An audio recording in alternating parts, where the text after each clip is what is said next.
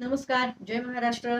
तर आपला आजचा जो व्हिडिओ आहे तो आहे ई-के-वाय-सी संदर्भामध्ये, म्हणजेच मुख्यमंत्री माझी बहीण लाडकी योजनेच्या अंतर्गत जे ई-के-वाय-सीचं अपडेट आलेलं आहे आता योजनेच्या अंतर्गत. त्याच्यामध्ये 3 महत्त्वाचे जे मुद्दे आहेत ते की पोर्टलला अजूनही प्रॉब्लेम आहे, महिलांची ई-के-वाय-सी होत नाहीये लवकर.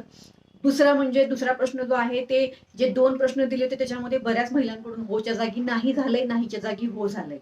तो एक प्रश्न आहे. तर तिथं एडिटचं ऑप्शन येणं गरजेचं आहे. जर एडिटचं ऑप्शन आलं तर मग त्या महिला काहीतरी करू शकतील का, मग त्यांचे फॉर्म अपात्र होणार, हे काही माहिती नाही. तिथं माहिती येणं गरजेचं आहे. आणि सगळ्यात महत्वाचा तिसरा प्रश्न असा आहे की ज्या महिलांचे पती हयात नाहीत, वडील हयात नाहीत, त्या महिलांनी ई-के-वाय-सी कशी करायची आहे आणि कोणाचं आधार कार्ड द्यायचं आहे. तर या संदर्भामध्ये मी आपल्या महायुती सरकारला आणि आदरणीय देवाभाऊ यांना सुद्धा विनंती करत आहे. मी अगोदर हे व्हिडिओ शेअर केलेले आहेत. मी का बोलत आहे तर मी आपल्या मनीषा धुमाळ ऑफिशियल युट्यूब चॅनलच्या वतीने महाराष्ट्रामध्ये योजनांच्या अंतर्गत महिलांना गाईड करत असते आणि सर्व नागरिकांना गाईड करत असते.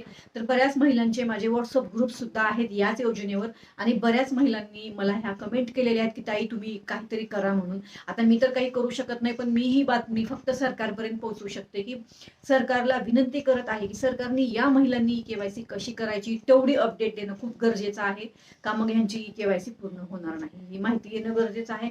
नक्कीच सरकार आपलं संवेदनशील आहे आणि या व्हिडिओची किंवा या सर्व लाडक्या बहिणींची दखल घेऊन लवकरच याच्यावर काहीतरी माहिती येईल. धन्यवाद. जय हिंद, जय महाराष्ट्र.